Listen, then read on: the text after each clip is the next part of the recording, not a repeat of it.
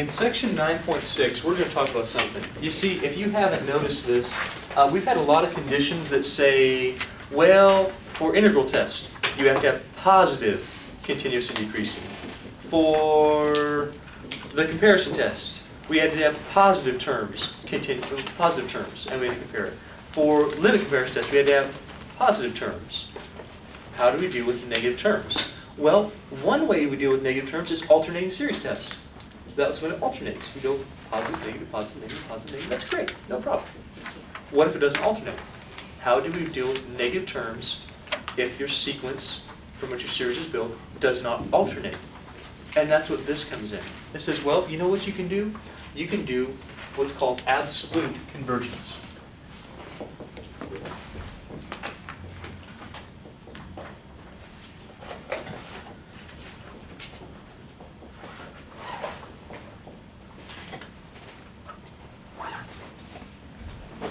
I'm going to show you what absolute convergence is.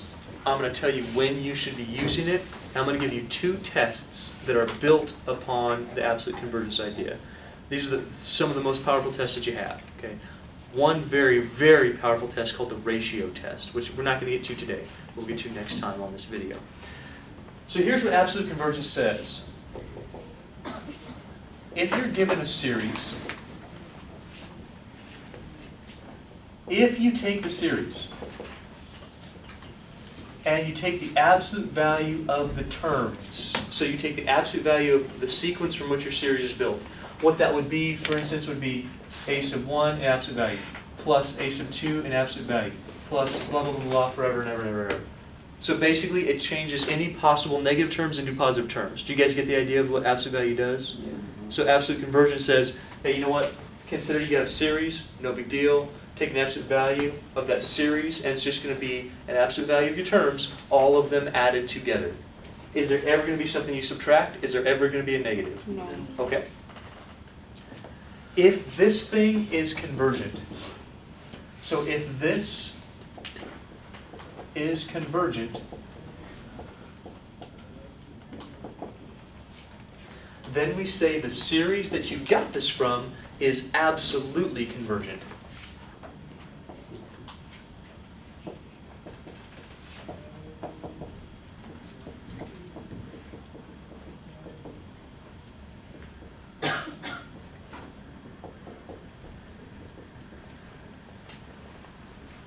So okay. Is a series convergent? I don't know. I don't know if it's convergent. Let's do the absolute value. If we do the absolute value and the series of the absolute value of a sub n converges, then this original series is called absolutely convergent. I'm going to try to go quickly so I get you at least one example. But let me show you what this is for. So this is used for things like this. It's used for lots of things, but especially things like this, which we're going to deal with this example next time. Series of sine of 2n over n squared. Tell me something. Is it always positive?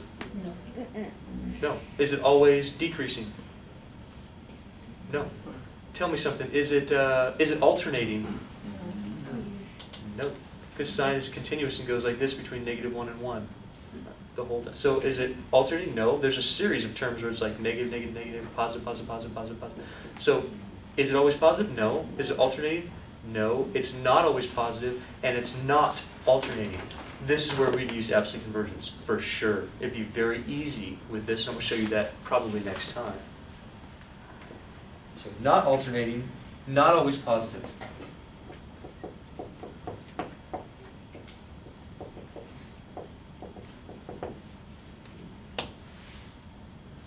Let me give you an example that we can do. We can do this one next time, but I'll show you in a minute.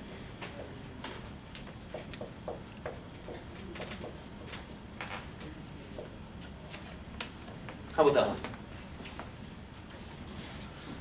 Series from 1 to infinity of -1 to the n minus 1 over n squared. Tell me something you know about this series. You should know it because it's alternating. That's right. Is the limit equal to 0 of that sequence from which your series is built?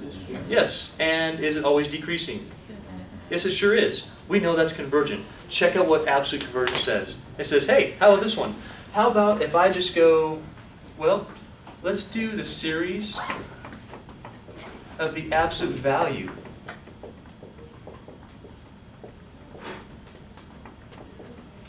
What would an absolute value do to this right here? Make it positive. So this would be the series of 1 over n squared. Tell me something, but by the way, are you okay on doing that one? Absolute value of n squared is n squared, no problem. Absolute value of -1 to, I don't care what it's to, it's going to be +1. Tell me something about this. P series and a convergent. Is it a convergent P series? Yes. So this is a P series. P equals 2. P does equal 2. That says this converges. Now don't stop there. Say one more thing. Here's what this whole thing means, okay? Check it out. Therefore. If you take the absolute value of your series, bam, your sequence basically from what you get your series. If you take the absolute value of your sequence in your series, if this series converges, then your original series absolutely converges. Absolutely as being, I took the absolute value, it's absolutely convergent. This thing is, so, let me say it this way, so, series -1 to the n minus 1 over n squared absolutely converges.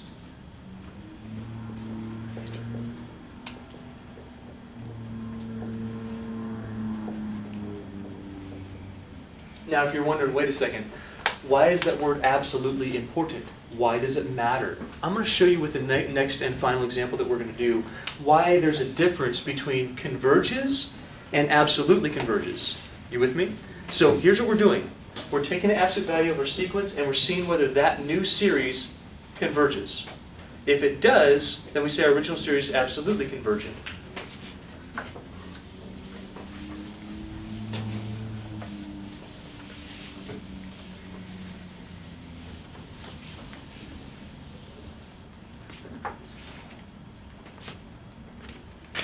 You know what, I'm not going to have enough time for this one. I'm going to write it down, we'll do it next time. But here it is. I'll consider this, I'll talk briefly about it right now, but we'll talk more about it next time.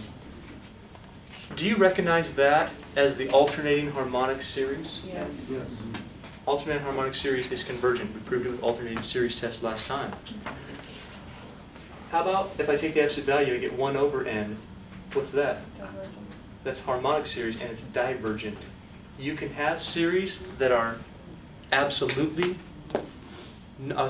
convergent, but not absolutely convergent, which says absolute convergence is stronger than convergence, and we're going to talk about that next time. So what's the other question? All right, so let's continue our talk about absolute convergence. Now, I left you with this example. We talked just a little bit about it. So let's consider the series from 1 to infinity of -1 to the n minus 1 over n. There's something we know already from the last section that's alternating series. We know that this right here is called the alternating harmonic series. You guys remember talking about that? Yeah. It's alternating. That's the harmonic series. So this was the alternating harmonic series. Also, let's think about alternating harmonic series. Firstly, it's alternating, right? Does the limit of a sub n go to 0 as n approaches infinity? Yes. Is the limit, is a sub n decreasing? Yes. By the alternating series test, this is for sure convergent. So it converges. Quick head nod if you're okay with that so far. Yeah. That's old stuff. All right, now, here's what we know. We know from this section, this absolute convergence, that if we take the absolute value of our sequence from which our series is built, if we take the absolute value inside of our series, and that series still converges, then our original series was called absolutely convergent, because it converges with its absolute value. Does that make sense to you? So let's go ahead and do it. So if we take the absolute value of -1 to the n minus 1 over n, what does the absolute value do for us? What's it going to do here? You could always have to remove it. Yeah, that's right. So what's it do to this series? What's it change it into? 4 over n. Anytime you have a -1 to any power, you're going to get 1 or -1, no problem. In absolute value, we take the 1 and make it 1. take the negative one and make it 1. It's going to get rid of any of those negatives. So this thing, that's completely gone. What do I get? And the n, does it change the n? No. Now, think back a little further. Tell me what series this is. That's right. Tell me something about the harmonic series. Yeah, you could have also said it's a p series, couldn't you? With a p equals 1. Either way, what do you know about it? That diverges. So this is the harmonic series.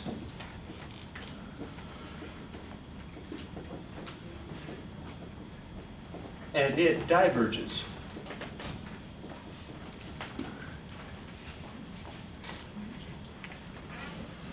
Now, let's put this together. So, here's the deal. If you have a series and you take the absolute value of it, and the series that you get after that diverges, what that says is that your original series is not absolutely convergent. Now, here's the problem that students run into here. They go, oh, well, look at this. If I take the absolute value of something and it works out to be divergent, my original series is divergent. Is that true? No. We started out with this claim, right? That's the alternating harmonic series. We already proved it converges. Does that make sense? So when I say, okay, cool, well, let's do the absolute convergence test. Well, if I do absolute convergence and I get something that diverges, all that says, so my original series is not absolutely convergent, or does not absolutely converge.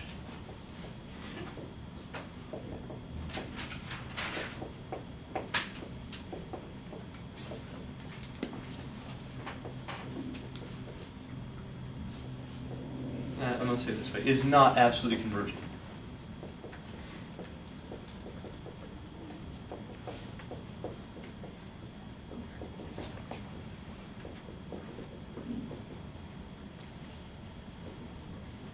Okay, what's that mean? Well, here's the deal.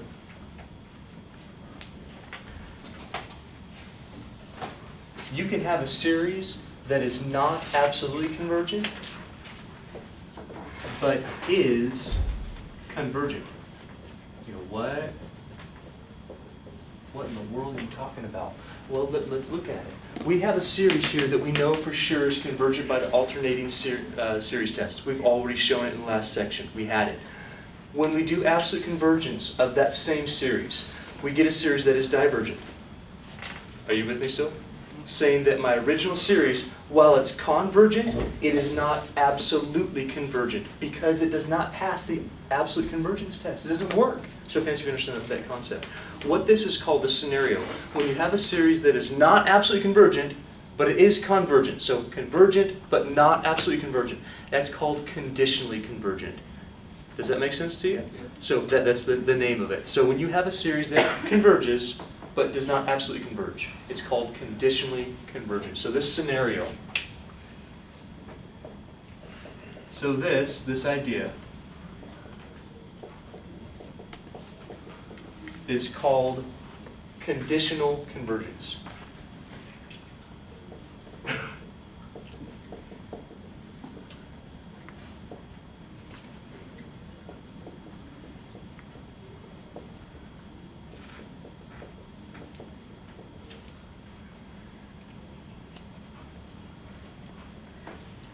So we have a few things going on. We can have a series that's just straight up divergent. If I just gave you this one, just the series, on the board alone, nothing else around it. Just the series of 1 over n, that's a harmonic series, that's divergent. Nothing to it. Does that make sense to you?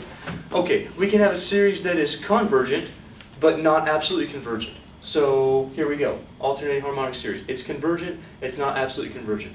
Or we can have a series that is absolutely convergent. Now here's the thing. Absolute convergence is stronger than convergence. You can see it right here. You can have a series that converges, but is not absolutely convergent. What that means is that anytime you know that a series is absolutely convergent, you know for sure it is convergent. Absolute convergence is the strongest thing that we have. So we have 3 levels. We have divergent, no. We got conditionally convergent. That's kind of like, okay, cool, it's not to the absolute convergence level, but it's still convergent. And then we have like the super one, absolute convergence. So if we can show absolute convergence That's as good as we can get. Okay, that shows that it's convergent all the time. Absolute convergence is the strongest that we have. If something converges absolutely, it converges all the time. Show of hands if you understand that one. Okay, so we'll make a couple little notes.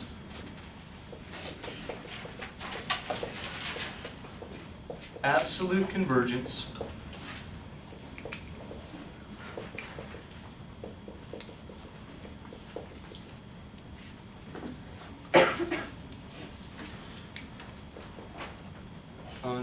convergence, come on Leonard, is stronger than convergence.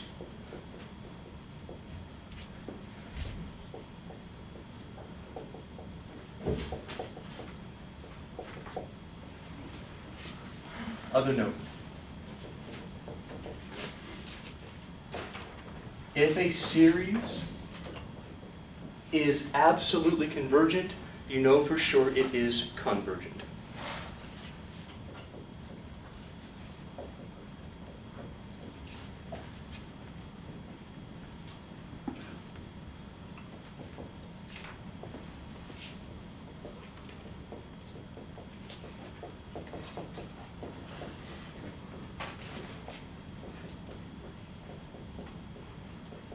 Let me give you a real quick example right now just to illustrate this.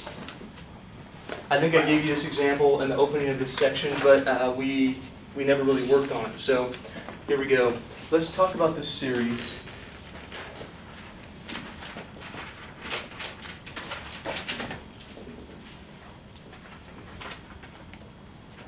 Sine of 2n over n squared.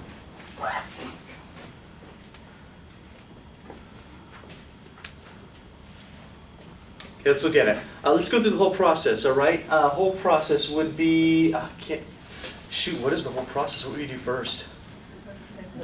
I would always do the divergence test first for sure. Now, sine of 2n over n squared plus 1, the limit as n approaches infinity. What do you think? 0. It is 0. Yeah, this is always going between what two numbers? 0 and 1. And that number's getting really, I don't care what it is, you divide something between -1 and 1 by infinity, you're going to get 0. Does that make sense? Passes divergence test. Is this a p-series? Not even freaking close. Come on, guys. No. How about a geometric series? There's a sine in it. How about telescoping series? We haven't talked about that one in a while. No. How about integral test? No, I don't want to do that. That'd be really hard to do the integral of. I don't even know if we can do the integral of that one. Okay. No, it's not alternated because sine doesn't alternate just -1, 1, -1, 1. It oscillates between them, that's true, but it doesn't alternate like that. So we couldn't use an alternating series. So the only thing we're left with is, well, maybe we try absolute convergence here. Let's see if that does a trick. We can't use the comparison test because our terms are not always positive. Does that make sense? So we can't use it straight up right now. But what we can do is say, all right, if we do the absolute value,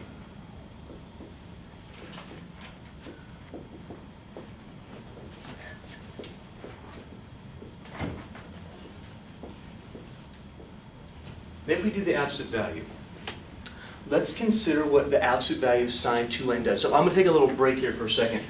Do you agree that sine of x is always between -1 and 1? Okay, well, by definition, what that means is that the absolute value of sine x would always have to be less than or equal to 1. That's what an absolute value even means by definition. Okay, well, in fact, it doesn't have to be sine x, it can be sine anything. I don't care what you put in there, as long as it's sine of something. The absolute value of sine of whatever is going to be less than or equal to 1. Show of hands feel okay with that one. Well, we're going to change this then. We go, okay, well, cool. Well, then what this thing does is this leads us to this statement. Well, if the sine 2n in terms of absolute value is less than 1, if I divide both sides by n squared, which I can do because n's positive, so n squared is positive, obviously, then we have this statement. What we know right now is that the series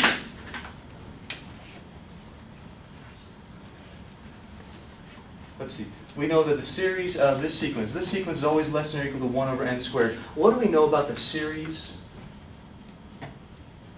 from from n equals 1 to infinity of 1 over n squared. Tell me something about that. Why are we doing that? It's a p-series. Okay, tell me something about the p-series. Converges when what happens? Is p greater than 1 here? So we say something about that. We go, okay, this is a p-series. We say the p is 2 that's greater than 1, therefore this thing converges. Then we keep on going. Now, okay, we're doing a lot of things. Hey, can you see that we're doing more than one test here? We can do several tests within one problem. We're doing 2 tests right now. We're doing absolute convergence. Well, actually, we did divergence test first. We're doing absolute convergence. Okay, cool. Well, if we do absolute convergence, then we can make this claim. Sine's always between -1 and 1. Therefore, absolute value of sine is always less than or equal to 1. Therefore, absolute value of sine 2n is less than or equal to 1. Okay, well, if that's true, then absolute value of sine 2n over n squared is less than or equal to 1 over n squared. Since I know the series of 1 over n squared is a p-series, since I know the p is 2, this series, the series of this sequence here, is going to converge. Tell me something about this series then. By what? Okay, so by the comparison test. This series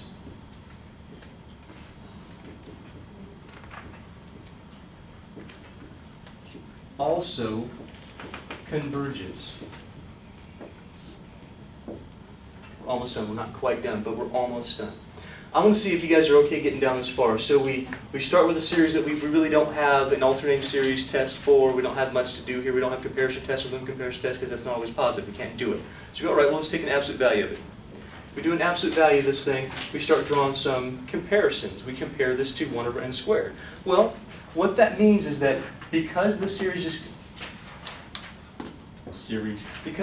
converges, and our series with the absolute value of it is always less than that, this series must also converge. Now, go back to our original. We're not back to our original yet. So go back to our original. What's it say about this series? We don't stop here. All you've said here is that this series converges. That's true, but is that your given series? Go back to your given series. What's it say about this series then? It converges. Use the correct terminology. It can say what now? Converges Not absolutely. conditionally. It converges. Absolutely. Absolutely. It's absolutely convergent. Why is it absolutely convergent? Well, when you took an absolute value of it, the series converges. Therefore, this is absolutely convergent. Does that make sense to you? Therefore,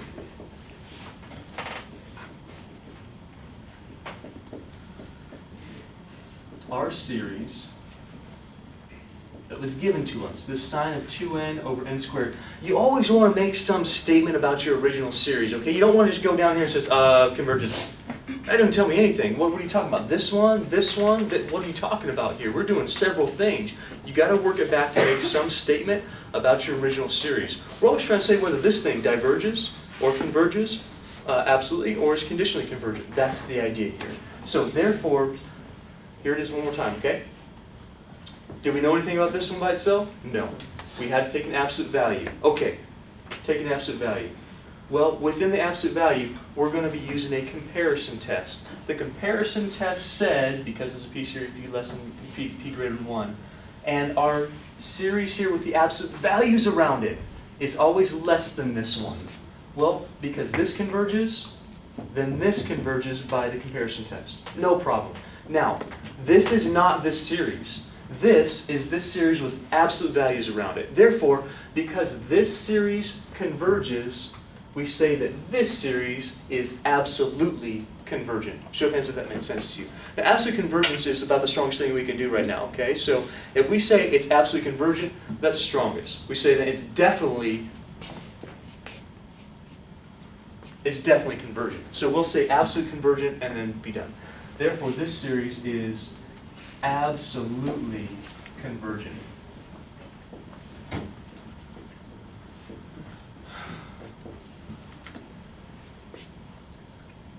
If I say it's absolutely convergent because I had to take absolute value to show convergence here, that's the strongest thing we do at this point. Show of hands feel okay with that one for real. Okay, good. Now, there we go. By the way, if a series has all positive terms, then absolute convergence doesn't really help us all that much. It's just another test for convergence because you'd have to use something else within that. What absolute convergence says is this. If there's no known test that you have right now and it's not alternating, try doing the absolute value because that's the strongest thing you can do anyway, but then that's going to show you possibly you could be absolutely convergent, all right? Now we have two tests that incorporate this absolute convergence. This is the first one. I told you about it at the opening. The first one's called the ratio test.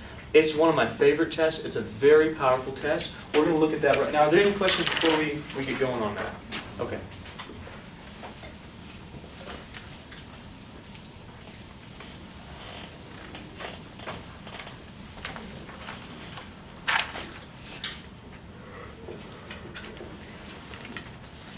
Oh, sorry, ratio test first.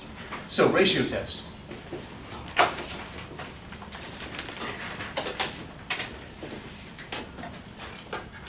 Here's the ratio test says.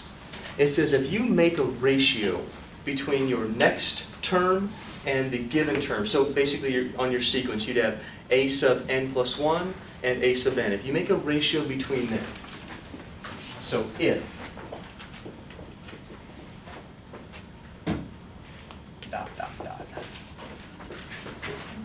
if the limit of the ratio between your terms is less than 1,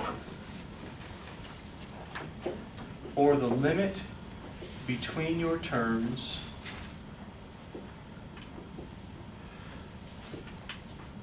is greater than 1, or the limit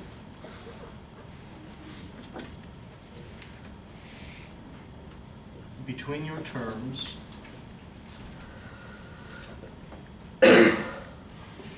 equals 1 after you take an absolute value of it.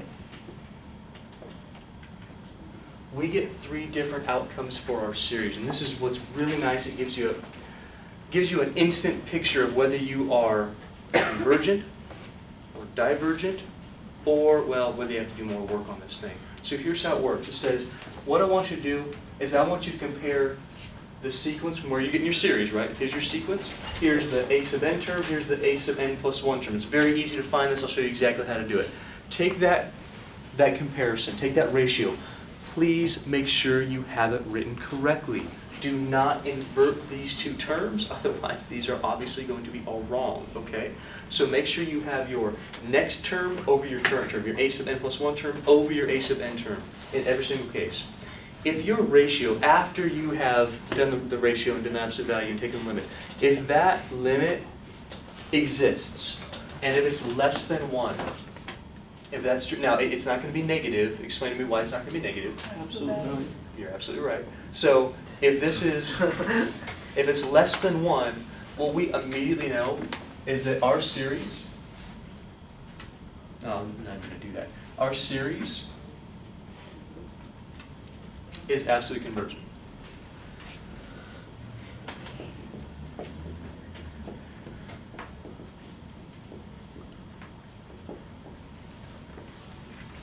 If we have this limit of the absolute value of the ratio between these two terms, and it's greater than 1, we know that our series is divergent. If we have the limit of the absolute value of these two terms as a ratio, and it equals 1, it's inconclusive.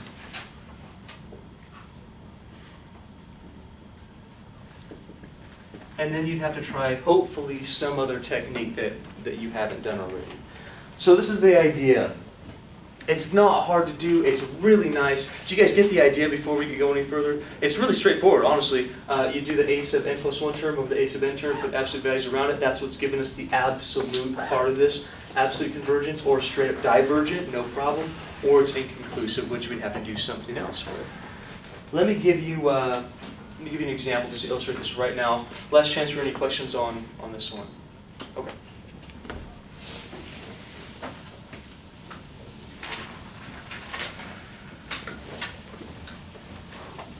So here we go.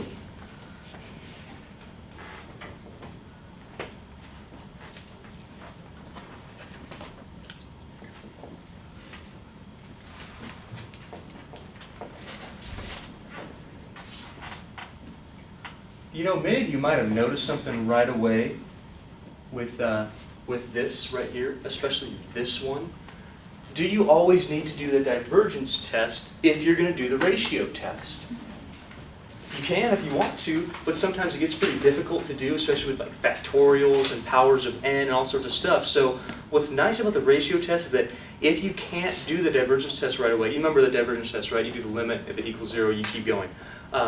If you can't do that, or if it's going to be really hard, and you're doing the ratio test anyway, skip it. Just say, I'm doing the ratio test. It's going to show up as divergent if I do that. Does that make sense to you? That's kind of nice here. So it's a really powerful test. Shows absolute convergence or divergence. This is the one that sucks though. You do all the work, you get 1, you go, oh man, I got to do something else anyway. So that would be the issue. Let's start off with this one.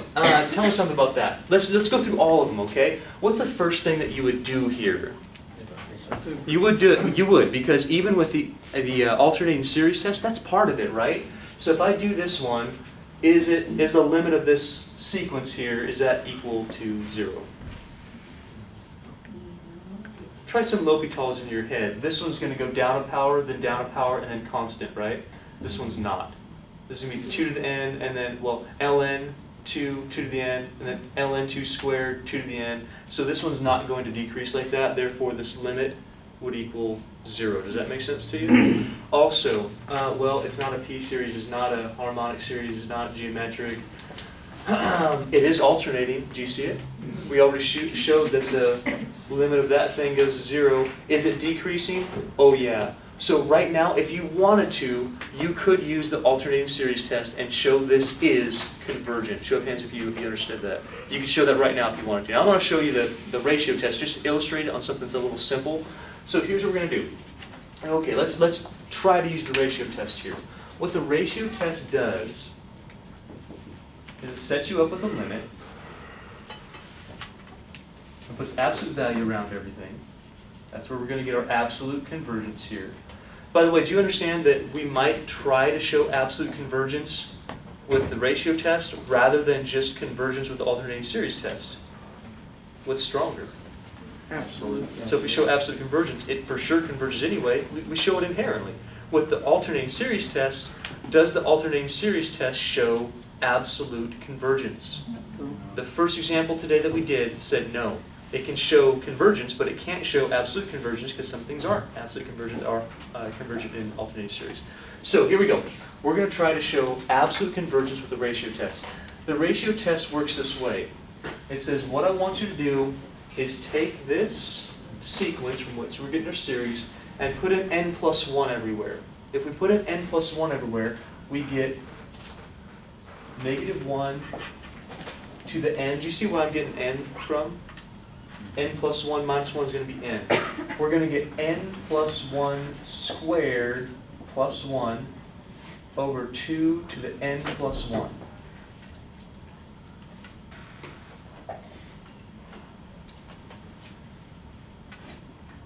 Okay, I really do need a show of hands if you feel okay with that so far.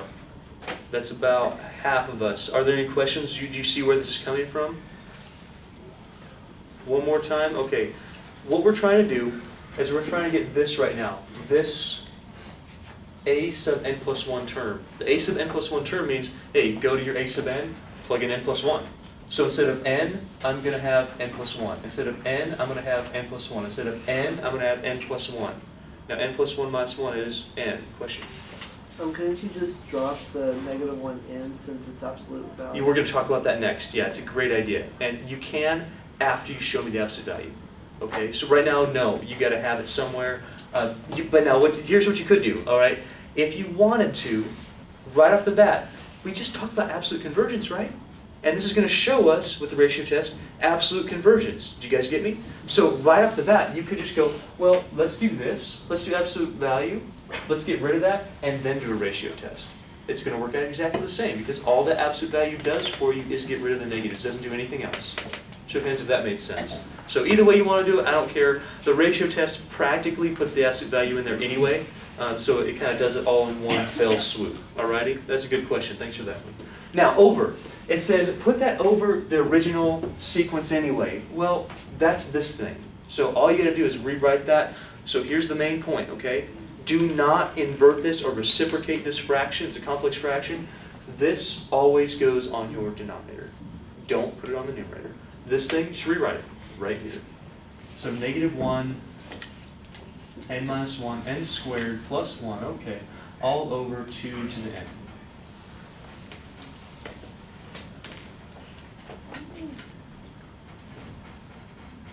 You know what, as a matter of fact, I kind of wrote my fraction poorly. This really is -1 times the whole thing, so if you want to be precise about it, the way I wrote it, you really should have some parentheses there. That way we're not algebraically incorrect. It's not going to matter for the next thing we're going to do. Here's why it's not going to matter for the next thing that we do. Like Devin said, what's the absolute value going to do to this? Gone. Absolute value -1 or 1 is going to be 1. This thing, gone as well. So that's what's nice about the absolute value. And like I said, you can do it first, right off the bat, and get rid of it. And then do the ratio test. That's fine. So we're going to have a limit and approaches infinity. I'm going to do a couple things here. First thing I'm going to do is I'm going to get rid of my -1 to the n's. Second thing I'm going to do, I'm going to take my complex fraction, so ignore these, okay? These are going to be gone. I'm going to take my complex fraction, I'm going to multiply it by the reciprocal. Is that okay with you? Yeah. So we have n plus 1 squared plus 1 over 2 to the n plus 1 times 2 to the n over n squared plus 1. This, and then the reciprocal. Question, true or false? I can get rid of my absolute value right now, true or false? No, false. Okay. Why is it false? Because you can still have a negative pop up in there somewhere. Can I still have a negative pop up in there somewhere? There's gotta be. Where's n start? 1. Is this ever going to be n? So if you want to put them here, that's fine. But are you ever going to get a negative here? Here. No. Here. No. Here. No. Do you need absolute value? Okay. So at some point, you should be able to drop those absolute values. Are you with me? At some point. Does it make sense to you? I know we're doing a lot here, but I want to make sure that you are with me. Are there any questions on that at all? So do you, show of hands if you feel okay about where this came from. That's a ratio test. Are you okay that -1s, they're gone. Absolute value negative, hey, gone. That's why we're doing this, to get rid of that stuff. No problem. Reciprocate by, multiply by reciprocal, not a big deal. Can we simplify this thing? Yeah, first the next step, you know I'm going to get rid of the absolute value, not an issue, we just talked about that. What simplifies here? The 2 to the n simplified.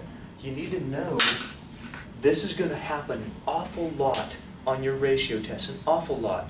You see, when you have this 2 to the n plus 1, you're going to get a lot of plus 1s, aren't you?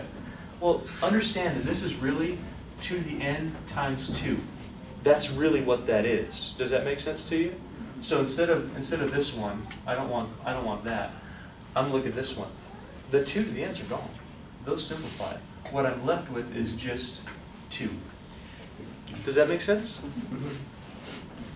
Do you understand that 2 to the n plus 1 is 2 to the n times 2? Because when you multiply common bases, you add exponents, and that has a power of 1 right there. This is this. You can simplify the 2 to the n with the 2 to the n. And then we have just 2 left. Just a little algebra, but I want to make sure you see it. Let's keep going.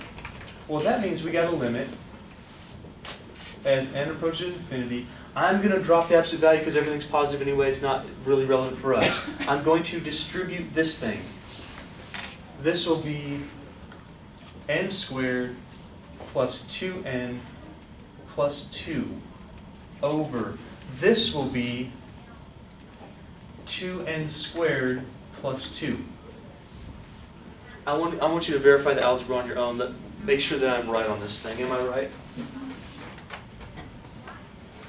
You sure you're okay with that one?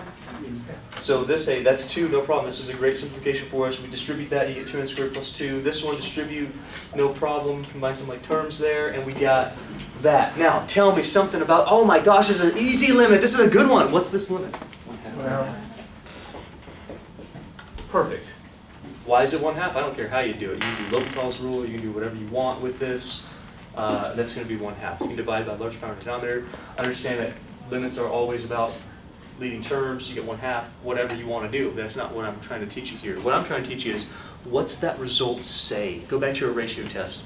If the limit of the absolute value of the ratio is less than 1 or greater than 1 or equal to 1, we have 3 different results. The worst one is inconclusive. Right? These ones, we really don't care what we have as long as we have one answer, right? It fits one of these models. What does that tell you about our original series? It's absolutely convergent. It's absolutely convergent, that's right. If that limit is less than 1, we know our series is absolutely convergent. So what we're going to say is, so by the ratio test,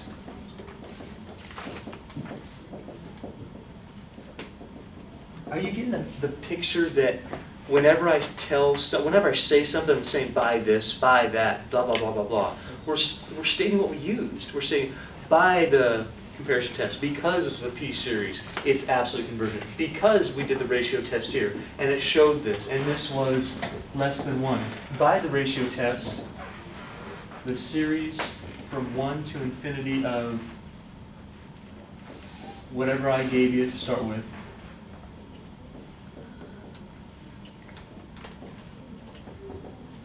is absolutely convergent. And that's really nice. That's really nice. It's a nice, I wouldn't say easy test. There's a lot to it, right? But it's definitely not that hard if you know how to use it. Would you like to see at least, let's do like 2 more examples. You guys good with that? Yeah. Let's do some examples then. Any questions? Is it straightforward enough for you? Will this kind of be like our go-to test for most of them? Oh yeah, I love this test. Now, I'm not going to say go-to because sometimes, I mean, they're so easy that you just, like a telescoping, no. All right, or like a geometric that you can see is geometric, no. P-series, you see is P-series, obviously not, no. Alternating series, yeah, you might do it for that. I'm going to give you some hints at the last part of this lesson. It's not going to be today, but I'm going to go through like when you should use what. I'm going to do a complete recap of all this stuff, and that's going to be kind of nice for you. When you use the ratio test, typically, here's a little preview, when you have factorials, especially factorials, it's like number 1, okay? Factorials, and when you have powers of n. That's usually when you do this. Is this the only way to prove absolute convergence, or taking the limit of No, we did it without this the before. absolute? So We did. can that prove it though? Is that a test that you can prove? Well, absolute convergence simply means when I take the absolute value of a series and it converges, my original series is absolutely convergent. The ratio test incorporates that into it, which is why when I do the absolute value, it's not just convergent. It's absolutely convergent.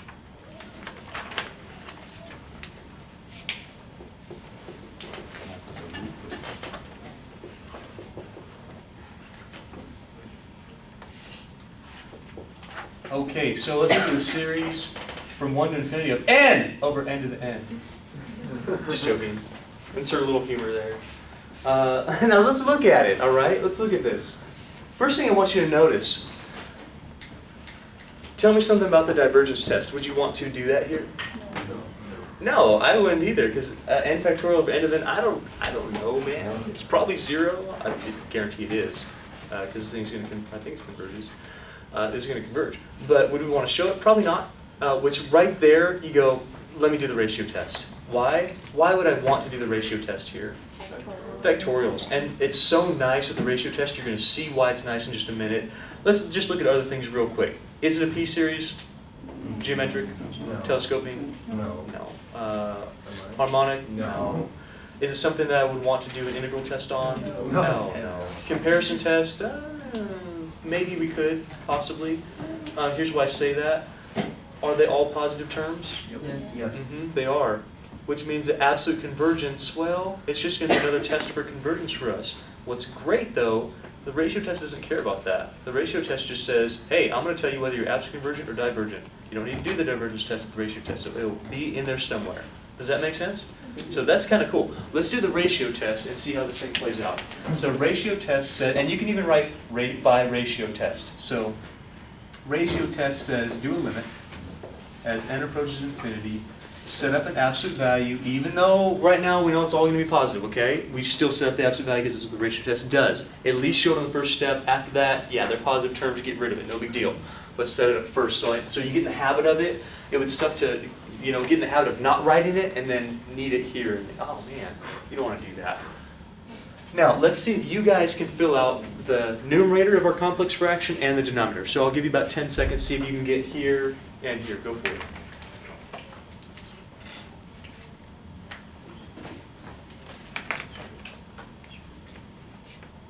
The denominator should be really easy because the denominator is exactly what this says. That's it. That's our a sub n. The numerator takes a little more work, but not much. This is going to be n plus 1 factorial over n plus 1, use parentheses where appropriate, to the n plus 1. Show of hands if you got exactly that. So everywhere you see an n, you just put n plus 1. That's all it is. Now, let's talk about this for real. Are the absolute values relevant? No. Is that positive? Is that positive? Then this whole thing is... So let's drop the absolute value. Also, with the ratio test, you're always going to get a complex fraction. You're typically going to get a complex fraction, usually, with us. So if we get a complex fraction, we're going to create a division problem and multiply by the reciprocal to undo that complex fraction. So we'll have n plus 1 factorial over n plus 1 to the n plus 1 times, what's going to be next? Over? Did I tell you guys are going to get a lot of n plus 1 powers? What typically happens here is you'll have to split off one of those powers, like we did with the 2, like we're going to do with this thing. So don't let this confuse you. We're just going to split one off. Just break it off. Strip it off there. Oops. So we got limit, no problem. We're going to have an n plus 1 factorial. We're going to have an n to the n. We're going to have an n factorial. And then we're going to strip off 1 power of n plus 1. We're going to strip one of those things off. So we're going to put n plus 1 to the n, and we're going to strip one off. We're going to put that little stripper right here. N plus 1. Oh, come on. That was funny. Just joking. Do you understand that this really is n plus 1 to the n plus 1 power? Yeah. This is a power 1, right? Common bases. If you multiply common bases, you add exponents. That is this thing.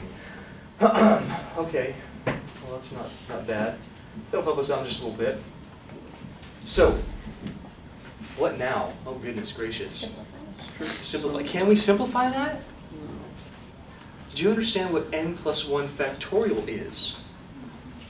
Do you know that n plus 1 factorial is the same thing as n plus 1 times, what's the next term? N. Oh, times, this would be n minus 1. Oops. All the way down to 1. Does that make sense to you? Tell me what this is. Ah. Therefore, by your own little logic here, not little, I didn't mean you, by your own logic, this is the same thing as n plus 1 times n factorial. Let's see if you can wrap your brains around that. Does that make sense to you? If this means n times everything previous to it, and I multiply by n plus 1, that gives me n plus 1 factorial. This is n plus 1 times n factorial. N plus 1 times n factorial. That is the idea. Show of hands if you feel okay with that one. Get used to it. You're going to do that a lot. Okay, so let's go here. So what I'm going to do is I'm going to write the limit. And we're going to have n plus 1 times n factorial over this guy. We had n plus 1 to the n times n plus 1. This guy was n to the n. This is n factorial. Do you see any things that can simplify now? By the way, everything we're doing right here is algebra. There's no calculus involved right now. It's all algebra. It's understanding that this is a complex fraction. In fact, even doing this is the only calculus you really do besides taking a limit at the very end. You're going to do something. It's not going to be that easy to do some of the limits, but calculus here, all algebra to simplify. That's really it. Understanding that that's a complex fraction, no problem. Understanding this right here is n plus 1 times n factorial. That's a big deal. Understanding this is n plus 1 to the n times n plus 1. Okay, these two don't change at all. Let's see what we can simplify. Give me something. N factorial is gone. Oh, that's a huge deal. Those are gone. What else? The n plus 1s. That was important too. So what we end up with is a limit as n approaches infinity of n to the n over n plus 1 to the n. You see, the idea here that I was trying to get to was two terms which have the same power. Did I get that? Simplify as much as I can. I got that. Well then, if they do have the same power, I can get n over n plus 1 to the n. We're almost home. Almost there. Now this is where it gets a little weird, right? I want you to think of this for a second. I want to open your memory banks here right now, folks. Hopefully you have some cash to withdraw from. Otherwise your memory banks are whatever. Plug in infinity, what do you get? No, you don't. What do you get in here? Less than 1. Nope. You get 1. This is 1. This is infinity. You get 1 to the infinity. That's an indeterminate form. Remember indeterminate forms? When you had a 1 to infinity, oh, crap, this is this. This is where we went, oh, let's do e to the limit of ln of bunch of junk. Do you remember that? And then we did bunch of junk because you move your power forward, you create a fraction, you use L'Hopital's rule. All right? You're going to have to do things like this. Now, I'll give you a couple hints. Most of the time, what we like are fractions that you can split apart. We don't like n over n plus 1. We like n plus 1 over n. So when we do that, maybe do a couple nice little tricks here. Do something like this. Do the n plus 1 over n. Now, does anyone know about this? If you reciprocate a fraction, what happens to that? Negative. It just becomes negative. This becomes negative n, which means I can write this as 1 over n plus 1 over n to the n. Now, I'm going to cheat, okay? Well, I'm not cheating. I did it on the side. I'm not going to re-show you this. This limit from n to infinity of n plus 1 over n to the n. This, do I have time? Do you guys want to see it? Yeah. It would be like a minute, 2 minutes over, but here it is. Firstly, do you understand it's 1 to the infinity? Okay, that's bad news. What that means is we do e, limit n approaches infinity of bunch of junk to the n with an ln in front of it. That allows us to move our n forward. For the sake of time, I'm going to not write just that little part. When we have that, this is now an infinity times, sorry, that's ln.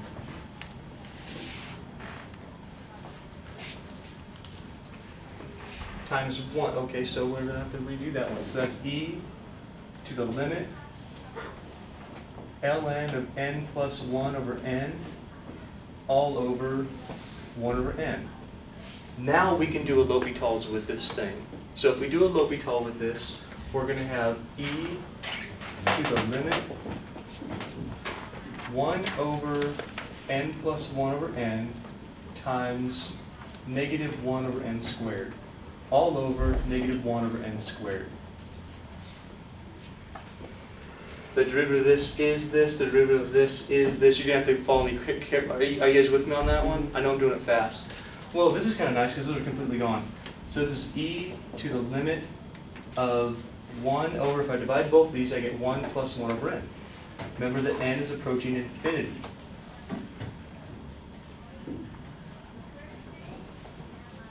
What's 1 over infinity? 1 plus 0? 1 over 1? E to the first. That limit is e. Therefore, this thing right here, so this was just its own little guy.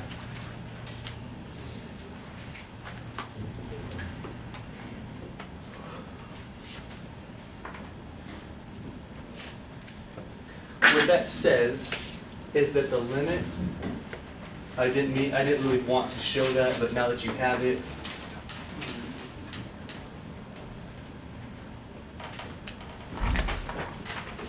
I'm sorry, what's the limit of this thing? This is 1 over E.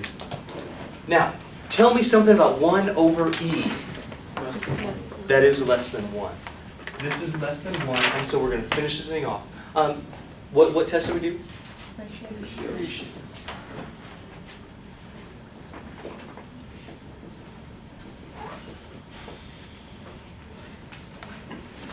Let's talk about our original series.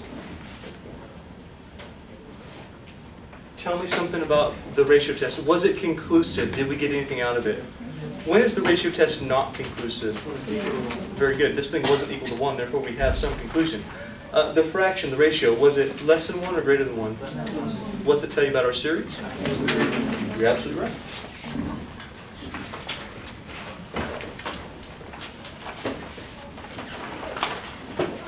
What I want to know is if that made sense to you. Okay, let me ask you a different question. Did it make sense up to this part? Show of hands if it did. Okay, were you able to follow that one? That's old stuff, all right? So you gotta, this is the section where we did the indeterminate form of limits. You might have to do that within part of it. Understand you can take a piece of this, do the limit, put it back, and then you follow up with that ratio test. You guys okay with that? Well, one more example, then I'll do a recap next time. All right, here we are. So let's do our last example of using the ratio test. Then we'll talk about the root test, and finally a recap of everything that we've done in our series thus far. So, getting started.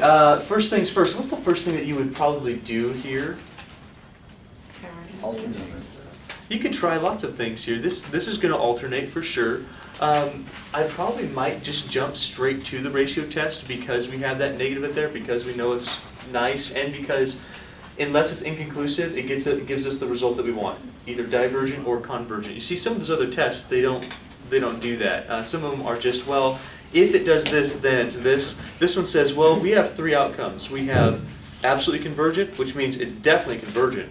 We have it's divergent, which you're done anyway, or it's inconclusive. If you get, listen, on your homework and stuff, they're going to ask you for a couple things, right? They're going to ask you for whether this series is absolutely convergent, conditionally convergent, or divergent. Does that make sense? Mm-hmm. If you want to check for absolute convergence, you have to do an absolute value, which means you're probably going to use the ratio test at some point. So how you go ahead and do those problems, you start with a ratio test or the root test, which we're going to use. You start with that. If it works out to, hey, it's less than 1, you know you're absolutely convergent, you're done. That's stronger than convergence. If it works out to fraction greater than 1, no problem, you're done, it's divergent. No need to go any further. If it works out to 1, then you start using another test after that question. Now, what if it's infinity? That's over 1. That would be over 1, yeah. But if it's 0. So it counts as... Absolutely. Okay. Yeah. Okay, so let's start here. Let's try the ratio test on this thing. So first thing with the ratio test is what? What do we do with the ratio test? You look at me blankly. That's a good start. What do we do with the ratio test? How do we start that thing Find off? our a sub n. Okay, it's a limit. That's very good. So we got a limit. A limit as what? That's right. In fact, I think I told you this last time. If you wanted to, could you do the absolute value here and then compare the ratio? Yeah, the absolute values are going to take all those negatives away anyway, make all positive terms. So you could do that as well. Most people just do it all in one step, the way that I'm going to do it. By the way, what goes on the main numerator of this complex fraction we're creating? Is it the a sub n or the a sub n plus 1? So we're going to write that. So a sub, I'm a little crooked here, a sub n plus 1. And we're going to be real careful about it. What's our a sub n plus 1? How would that look? Wherever there's an n at it. To the n. Okay. To the what? N. Very good. And then what? N plus 1 squared. And then what? 3 to the n plus 1. Perfect. We'll end those absolute values. On the main denominator, it's just a sub n again. So it's negative 5 to the n minus 1. It's n squared and 3n. Now what would you do? If this was your problem on a test, what would you do here? Remove the absolute. How would I remove the absolute value? How would I do that? Could go out positive anyways. Sure, so look at, you can do that actually right now if you really want to. If you did the absolute value of negative 5 to the n, you're going to get 5 to the n. What you can't do is just say, well, when I take the absolute value, that just goes away like my negative 1 to the n. That you can't do. Do you guys see the reason why? So the reason why this actually works is negative 5 to the n is the same thing as negative 1 times 5 to the n, which is the same thing as negative 1 to the n times 5 to the n. Which means that, yeah, okay, you can get rid of the negative, but you can't get rid of the 5 to the n. Are you sure you're okay with that? Okay, so we can do that now as well. Also, would I want to leave it as this complex fraction idea? Does that? No. So I'm going to drop the absolute value. That means I'm going to get rid of my negatives. I am not going to get rid of the n or the 5. I'm not going to get rid of the n minus 1 or the 5. I need those things.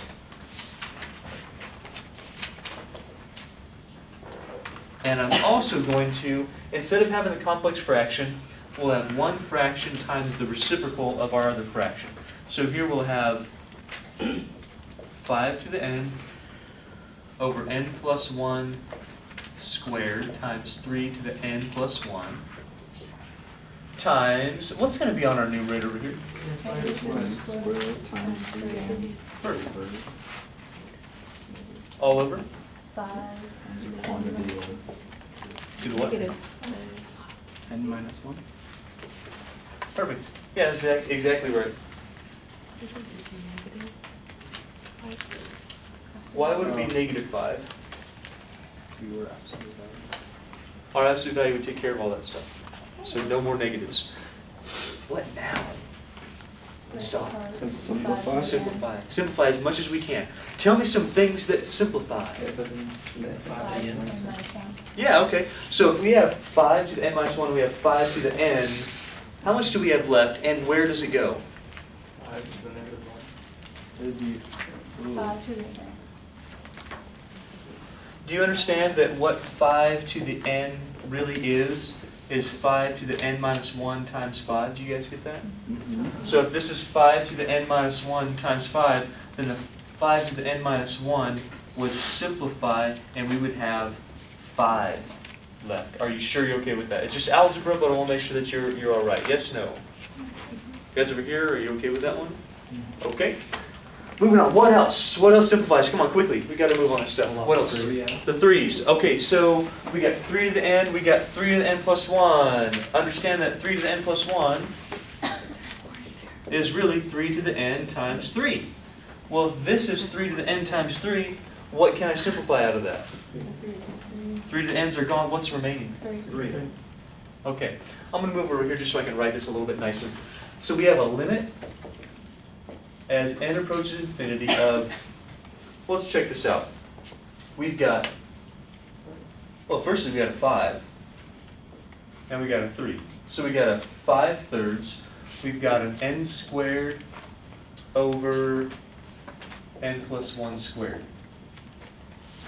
Quick show of hands if you're okay with that one so far. Okay, next up. Notice how the n and the n plus 1 both have the same power. Let's make them one fraction to that power. So we'll have a limit, n approaches infinity, of 5/3 times n over n plus 1 squared. Hey, tell me what's going to happen here. What would you get? What happens to our limit as n approaches infinity? 1. We get 1? The whole thing's 1? Let's go part by part, okay? How much is the limit of n over n plus 1? That's 1. Do you understand why that's 1? Yeah. You can divide everything by n if you wanted. You can do L'Hopital's on the inside of that if you wanted. Either way, that's going to be 1. How much is 1 squared? 1 squared is 1 times 5/3 is... That's a horrible 5/3. Now, tell me something if the limit of the absolute value of the ratio between my n sub n plus, a sub n plus 1 and my a sub n term equals 5/3. Is that a conclusive result for this ratio test? Is it conclusive or inconclusive? Conclusive. It's definitely conclusive. It tells us something. Now you gotta know what it tells us. Inconclusive would be when that equals to 1. Yeah, then you gotta do something else, all right? You don't know anything about that. But this one equals 5/3. Is that bigger than 1 or less than 1? Bigger. What's that tell you about our series that we got? I don't care about absolute divergence. There's no such thing. It's just divergent. Okay. I don't want you to say absolutely divergent because that sounds weird. All right. If you say absolutely divergent, you could mean it's not absolutely. Listen carefully. It sounds trivial, but it's not. Okay. If you say it's absolutely divergent, that's kind of weird because, well, does that mean that it's just simply not absolutely convergent, but it might be convergent? That's called conditionally convergent. Or do you mean that it's divergent altogether? There's no absolutely divergent. There's absolutely convergent.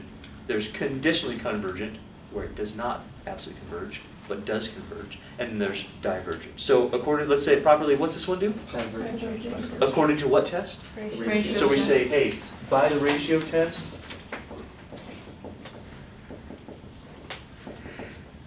the series that we had to start with,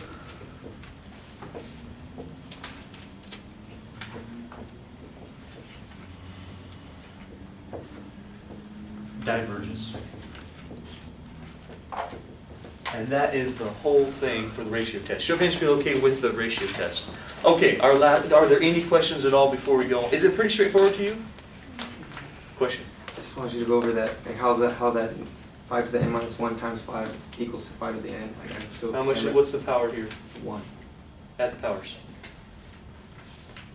Oh, because of the absolute, the negative disappears? Nope. If you No. add 1 plus 1 n minus minus 1, you 1 get n.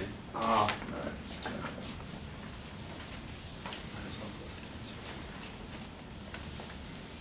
Okay.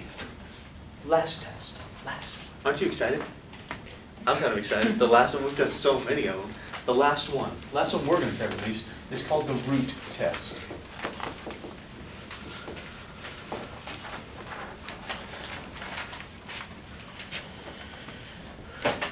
Use the root test if you have nth powers in your series. Now, we talked about the ratio test, right? I said you use that ratio test if you have factorials or nth powers in your series. So what that means is there's like a crossover. A lot of times you can, not a lot, I don't know, some of the times you can use both of these tests, either one of them. You can use the ratio test or you can use a root test. It just depends on which one's going to be easier for you. What I would not recommend is using the root test if you have factorials. Use the ratio test for that. So when the root test is typically used is for a series involving nth powers.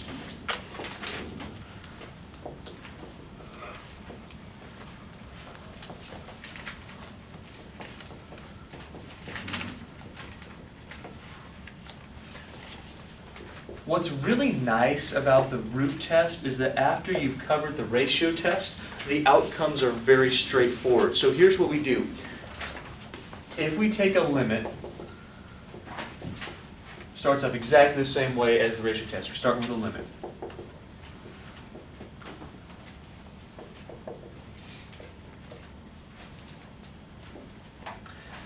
If we take our sequence from which we get our series, and we take an absolute value of it.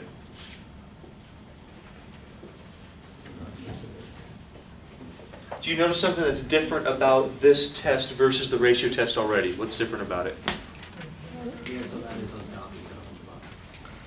Is there a fraction at all? No. There is no ratio because this is not a ratio test. All right, this is a root test. So instead of creating a ratio, we're going to create a root. So here's how it works. We take the sequence itself. The main advantage here is that you don't have to have a really large, well, I erased the board, but a really large fraction out of this one. There's no such thing. It's just the sequence from where we get our series, the a sub n. Then you take an absolute value of it, and then you take an nth root of it.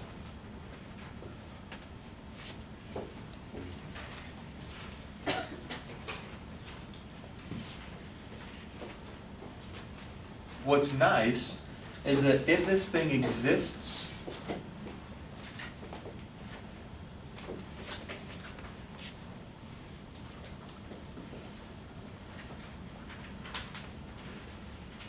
I'm going to try to make this a little clearer. If that limit exists, so we start with our sequence, no problem. We take an absolute value of it, no problem. We take an nth root of it, and then we take a limit as n approaches infinity. If this limit exists and is less than 1, it has the same result as if the ratio test were less than 1. What's it going to tell you about our series? Absolutely convergent. That's very good. It's absolutely convergent.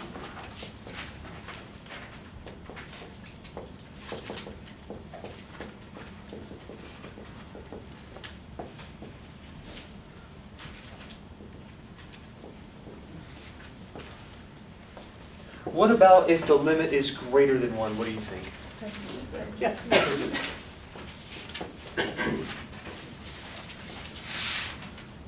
What about if the limit equals 1? What do you think? Same results.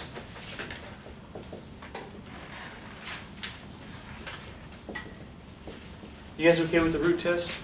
Probably not yet, right? You want to see an example? Let's do an example here real fast, just one of them, to give you an idea about how you can do this. Again, I'll make this statement one more time. Can you use the ratio test for sometimes you could use a root test? Can you use the root test for sometimes you could use the ratio test? Yes. Yeah, you can. There's a lot of crossover there, right? Again, what I wouldn't recommend, don't try this if you got factorials. The ratio test is really nice for factorials because when you just add 1 to a factorial, most of that stuff is gone. Make sense? So keep that in mind. Well, let's try one example just to show you how it works, and then I'll do that recap I've been promising you. So let's start with this series.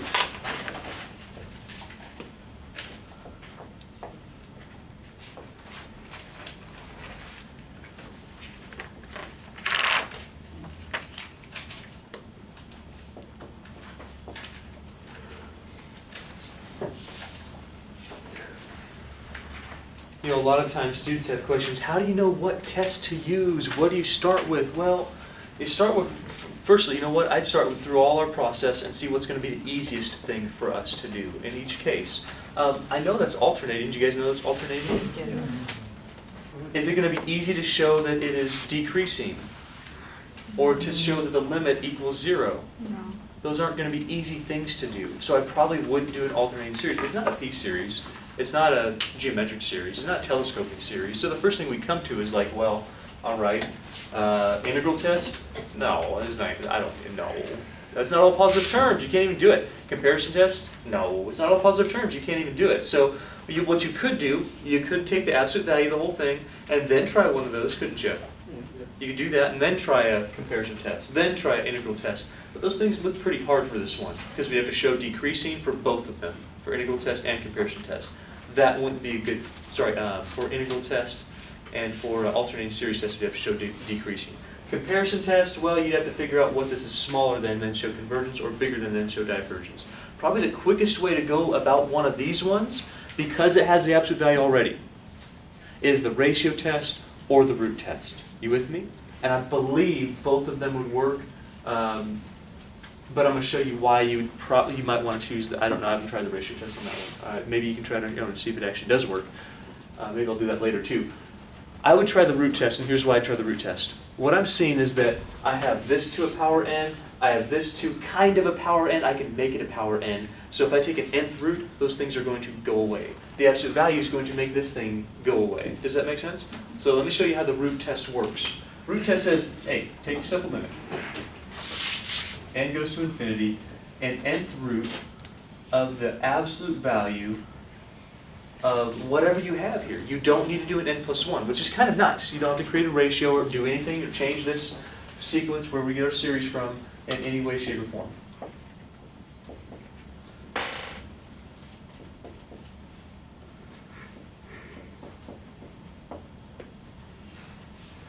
And already we can start working with it. So let's go through it one time. Firstly, show of hands if you're okay getting from here to here using the root test. Are you okay with where that's coming from? It's nth root, it's the absolute value, it's the same exact thing you got.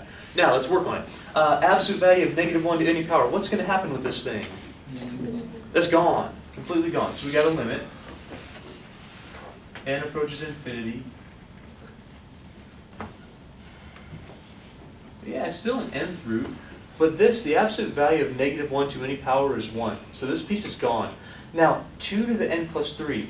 When you're doing the root test, you're trying to match up your powers. So if I have 2 to the n plus 3, I'm not going to write that as 2 to the n plus 3 again. What I'm going to write is 2 to the third times 2 to the nth.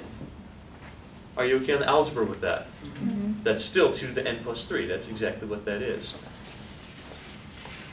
By the way, if you would have had like 2 to the n minus 3, 2 to the n minus 3, you can change this to 2 to the n. Oh, that's not even n. Come on, Leonard. Get rid of it. Times 2 to the negative 3. Couldn't you do that? Yes. That would just go to the denominator and be 2 to the third. So don't get stuck on this and go, oh my gosh, I can't do it. Well, yeah, you can. Just separate off that negative exponent, move it to a denominator, and then it's that simple. Does that make sense to you? So don't get all hung up on that. All over n plus 1 to the nth. Now, let's try to make this all have one power if we can. So here we get 2 to the n, we get n plus 1 to the n, we get 2 to the third. 2 to the third I'm not worried about. Here's why I'm not worried about that. I can separate products when they're inside of any sort of a root. So I can separate this as 2 to the third times 2 over n plus 1 to the n. Furthermore, because I've separated this, I can make this a limit as n approaches infinity of the nth root of 2 to the third times the nth root of all this junk. 2 over n plus 1 to the nth power. Now here's what I'm going to ask you. Do you see why I tried to get these two things to have the same power? Do you see why? Okay. The idea is if I can make them have the same power, I can do this with it. What's the nth root out of something raised to the nth power? What's going to happen there? So n's count. They're gone. So we get a limit as n approaches infinity of, by the way, do you know this? I know you know it. When you have a root out of something raised to a certain power, we get the base to the power over the root. Did you know that? Yes. Okay. Times 2 over n plus 1.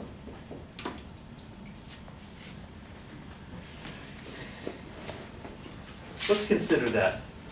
Let's see about n going to infinity. So you tell me, what's 3 over n when n goes to infinity? Can we do that? 0. What's 2 to the 0? 1. Okay. So this is 1 times. What's 2? Oh, how about that one? What's n as n approaches infinity? Oh. This whole, well, okay, the whole thing. You guys are better than that, aren't you? 2 over this, what is that? 0. 0. What's 1 times 0? 0. Okay. Is that conclusive or inconclusive? When is the only time a ratio or root test is inconclusive? Is this equal to 1? Then there's a conclusion here. Is this greater than 1 or less than 1? Less. Hopefully, yeah. So what does that tell you about this series? Is this series absolutely convergent, inconclusive, or divergent? What is it? Very good. So we say it by the root test. You tell me what we're doing. Our original series here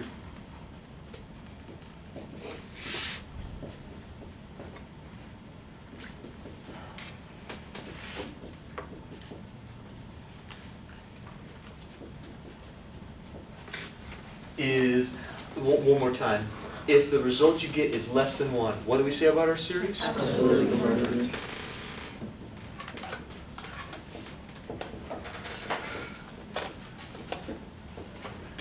That's exactly right. Quick show of hands, you feel okay with that so far? Are you alright with that one? So we go, alright, well, what would work best here? Well, probably not anything we've done before. What's quickest, what's nicest is a ratio test or a root test. It'll give us a nice conclusive answer most of the time. If it's 1, then you try something else. In this case, we go, well, what's going to be better for us? A ratio test or a root test? Root test probably because I have an nth and an nth I can make those have the same power. I know that the root is eventually going to get rid of that and we'll have no problems with this. Results are the same for the root test as they are for the ratio test. You sure you're okay with it? Now, we've come a long way, haven't we? We've done a lot of stuff on this idea of series. What I'd like to do now is give you a summary of everything we've done and when to use it. That way when you get to your test or your homework or whatever you're doing, you go, man, what am I supposed to do here? Maybe you can break this down like a little outline or have this in your head, what you should look for to make the problems as easy as possible. Any questions or comments or anything before we go on that? Would you like that little summary? Good space. One more good space. Well, typically a book will have something like this in it. I think ours does too. But I would like to give you kind of my version of it as well, things that you should be looking for. So, here's a summary.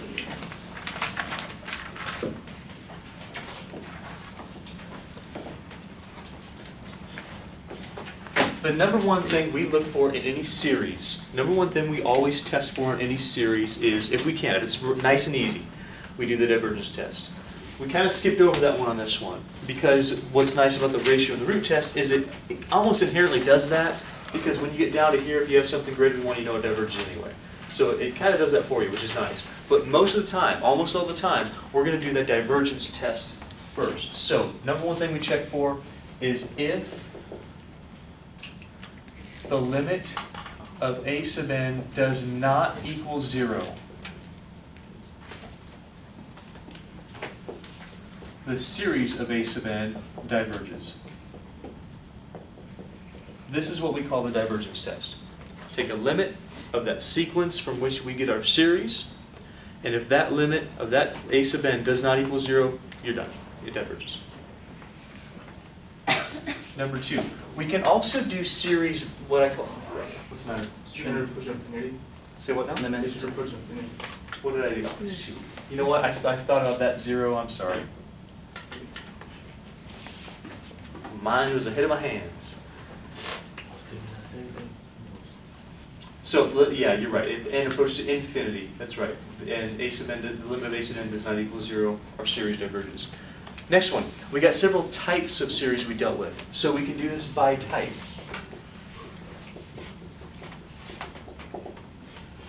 For instance, if you know it's geometric,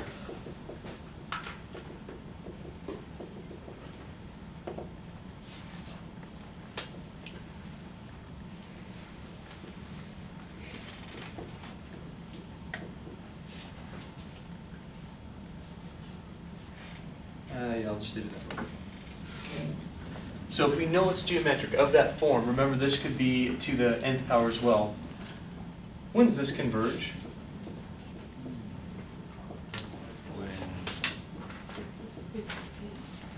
When absolute value r is greater than 1? Between -1 and 1, so the absolute value of r would be...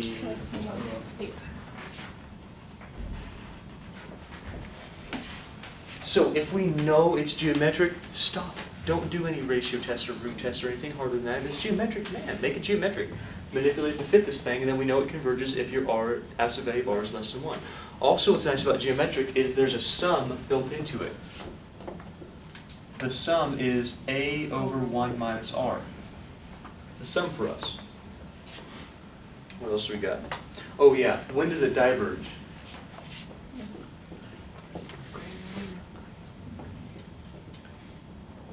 Thanks a lot for the help on that one, guys. Appreciate it. More than or at least 1. By the way, if you check for, should you do the sum first on a geometric, or should you check for convergence or divergence first? Convergence is divergence. If the geometric series diverges, would you want to do this on a test? I will mark you down for that. You say, the sum is this. No, it's not. It diverges. So you can't tell what the sum is, okay? Don't do that. Okay, next one. We had telescoping series.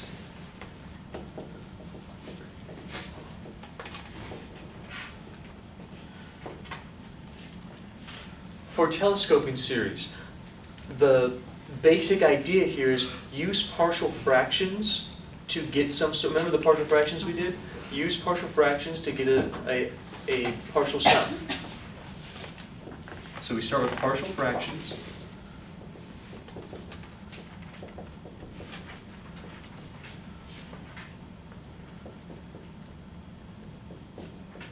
To get S sub n.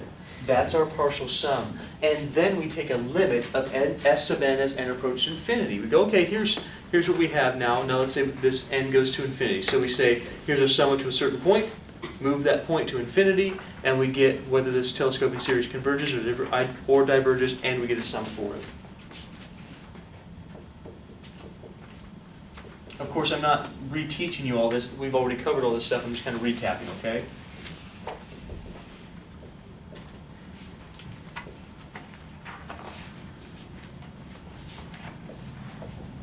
Okay, last one by type. Last one by type. The last type of series that we had was what? Alternating. Oh no, I'm sorry. Kind of different. The type, like a named type. Like we had geometric, we had telescope, and we had P series. That's right.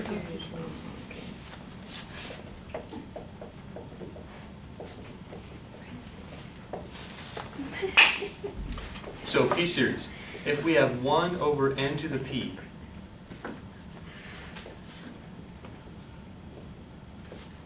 that's a P series. Do you remember when a P series converges and when the P series diverges?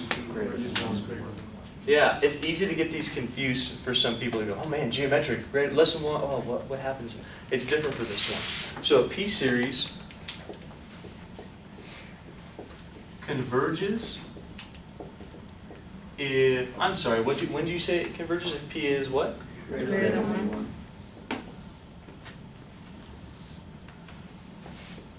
And when does it diverge? Less than or equal to 1. That's what I was looking for. Where's the equal to go? Harmonic.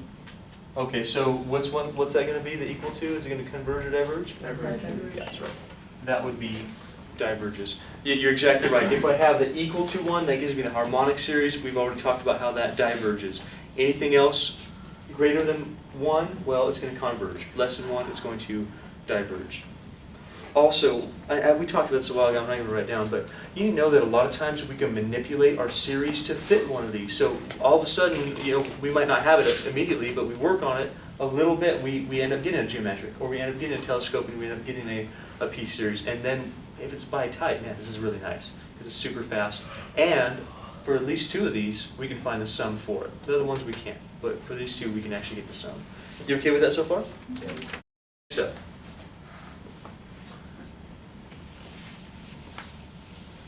So, if you've done the divergence test and it passes, and if it's not a specific type, so it's not a geometric, and it's not telescopic, and it's not a P series, the next thing you might want to look for, maybe, some people skip over this one because they see, well, I'll probably go to a ratio test. You might try the integral test.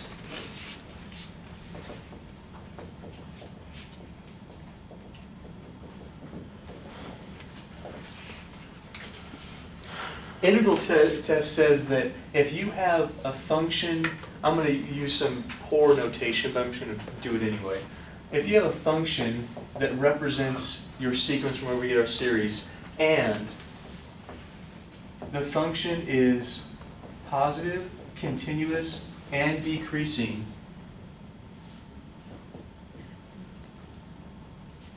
on an interval from 1 to infinity. Actually, you know what?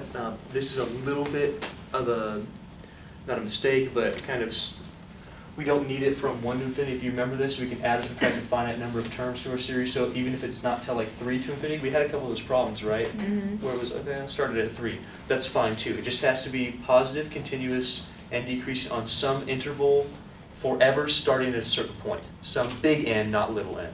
But if we have that, we can model a function after some sequence where we get our series, and the function is positive, continuous, and decreasing on a certain interval, then we can do the integral test.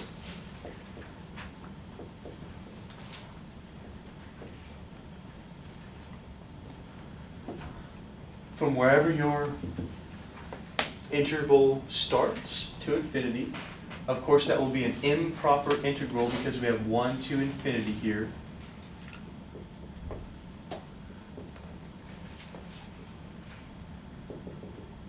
And what this says is that if this thing converges, series converges. If this thing diverges,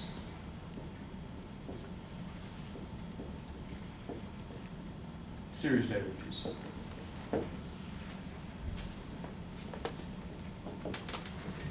So, function, positive, continuous, decreasing on an interval, not a problem.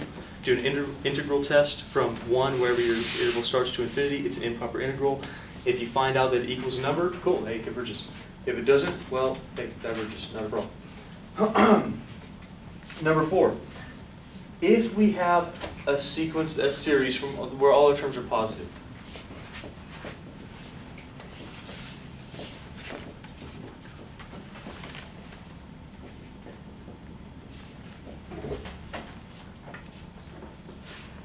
and the series acts like a p-series or a geometric or something else that we can do, like a generally geometric p-series, or well, harmonic is a p-series. So if it acts like one, we do a comparison test or a limit comparison test. We say, hey, this is smaller, always smaller than something, or it looks like another series, kind of, it has maybe missing one little piece to it. We can do a comparison test or a limit comparison test.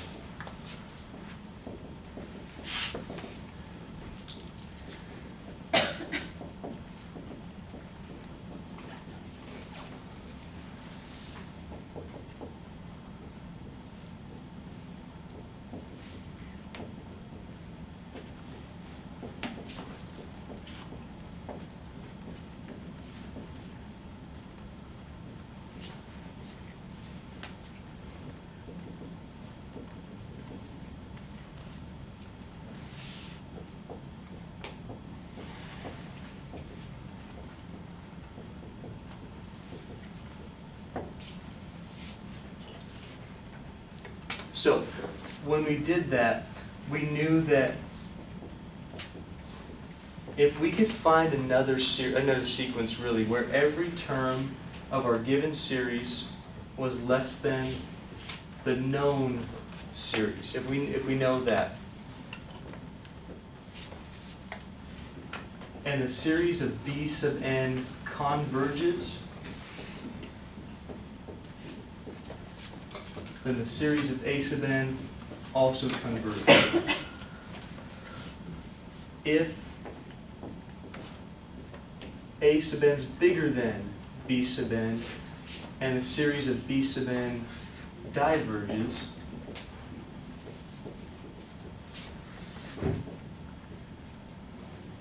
series of a sub n also diverges.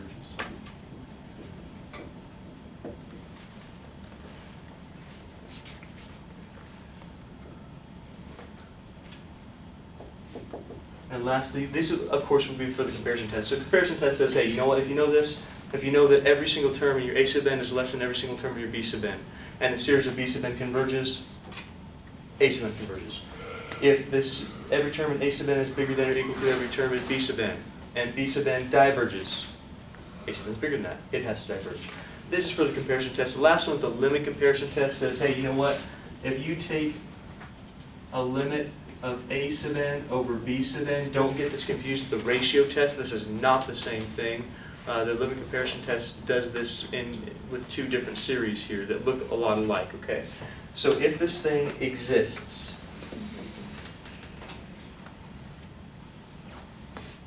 naturally these would both be positive terms, okay? So your limit would have to be positive as well. If this thing exists, then the series will have same result, both convergent, both divergent.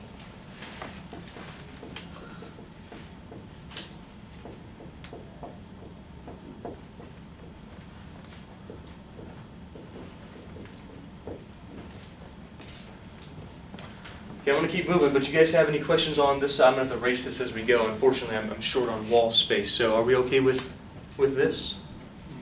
Hello, yes, no? Yes. Shouldn't be new stuff, really. It should be old stuff, but I want to make sure that you guys are okay on what I've written down. Which one do we do? Conversion test, so number 5. Okay, number 5.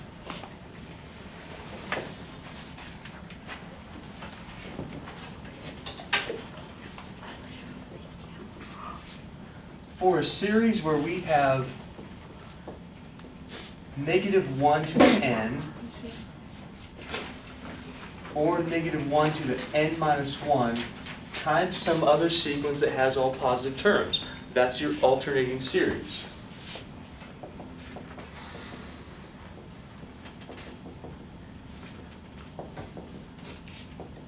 You know what, this one should be pretty fresh. You guys should tell me.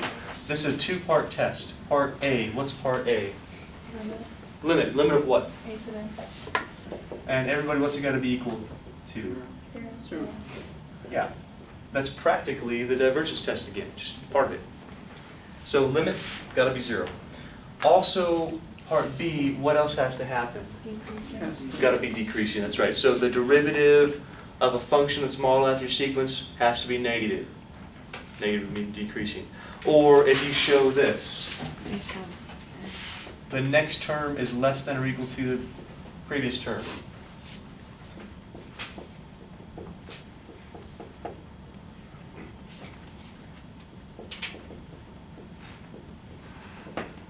In other words, if it's decreasing,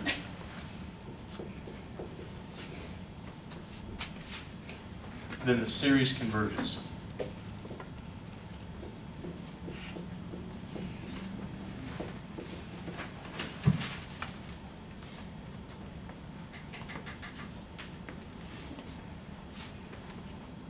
So far so good on these ones?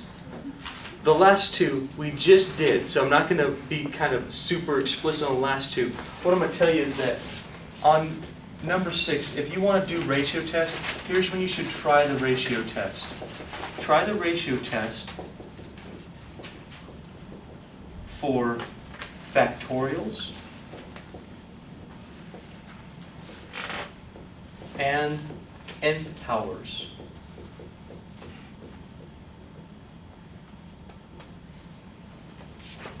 By the way, you guys know what the ratio test is, right? I don't want to kind of recap them. We just did it.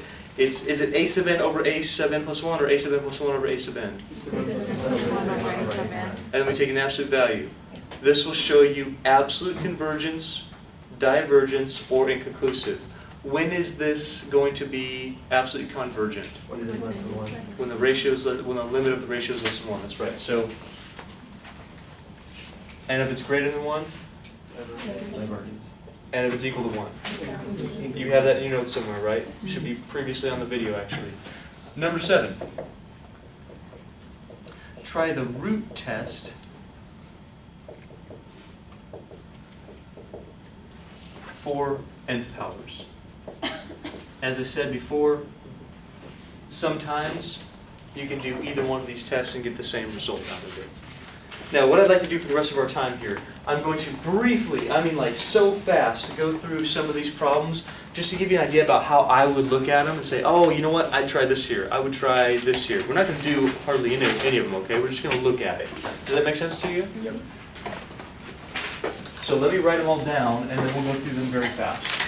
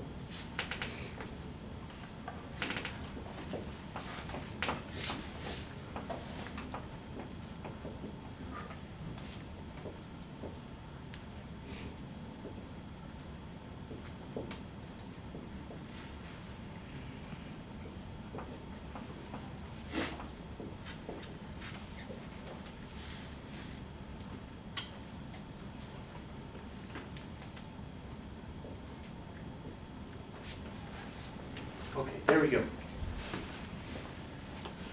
I want to give the rundown here because I think it's really important that you guys see this at least one more time. Do you have them all written down? Yes. Okay, so let's go through it.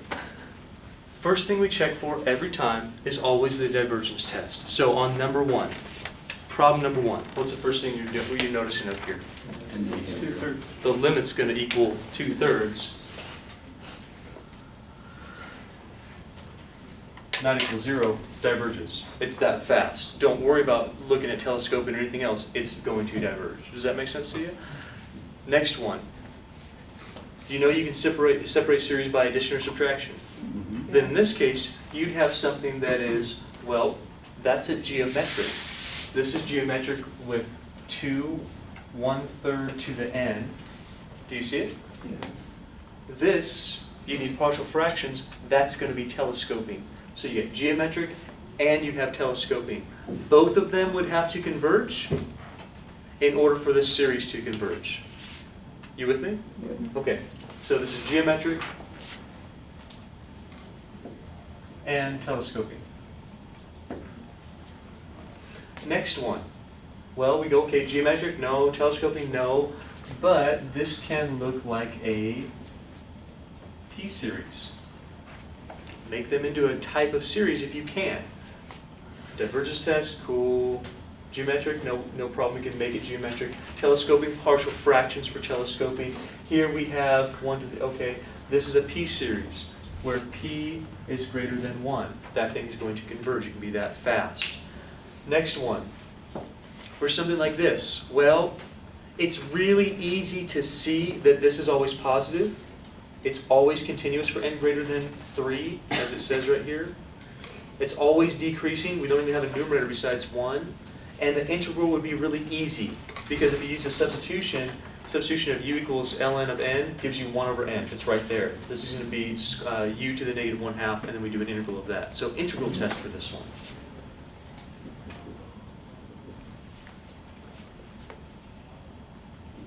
Next up, that one. Well, here's the difference between these two, what you should do and when you should do them.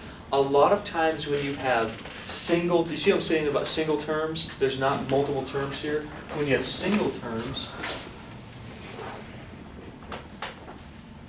do a comparison test. This will be less than square root of n over n squared. Do a comparison test with that. This would be n to the 3/2. This is a P-series. P is greater than 1. It's going to converge. Therefore, because it's always less than that by the comparison test, this series also converges. Does that make sense to you? So comparison test. Here, when you have more than one term, it's really hard to do this because you don't know what's less than. You don't know what's greater than because you have these other terms being added on or subtracted. That's really hard. Does that make sense? So with single terms, maybe try just the comparison test because it's way easier. Okay. With multiple terms,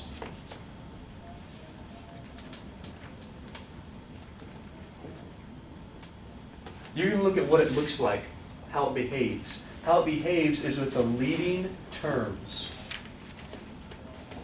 So we base it on this one, then we take a limit of a sub n over b sub n, and we do the limit comparison test. We okay with that one? Are you guys sure? Am I going too fast for you? Okay. Next up, this is just straight up, automatically, what? Alternating series. Just do alternating series test with that. It's really easy to see that it is decreasing.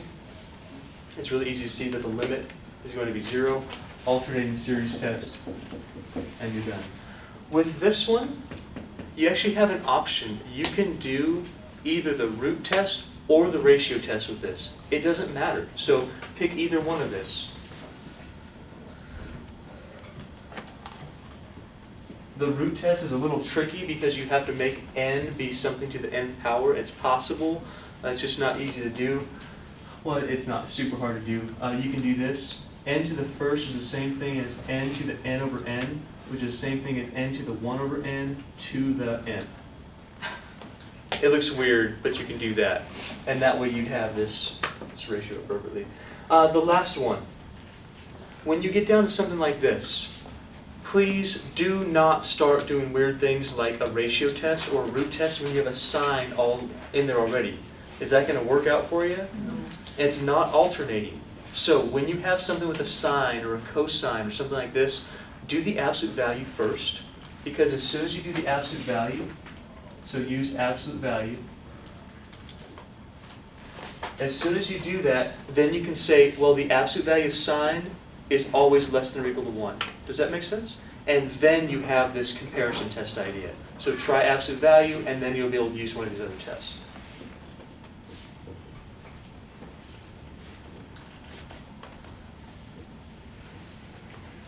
I'm going to put then, use something else. Use a comparison test. Did this help you at all, this summary? Show of hands if you feel okay with that one. Okay, so this will hopefully give you an idea of what you can do. This is every test that we've done. There's a lot of tests, but now you have at least an outline. Did this section make sense for you? All right.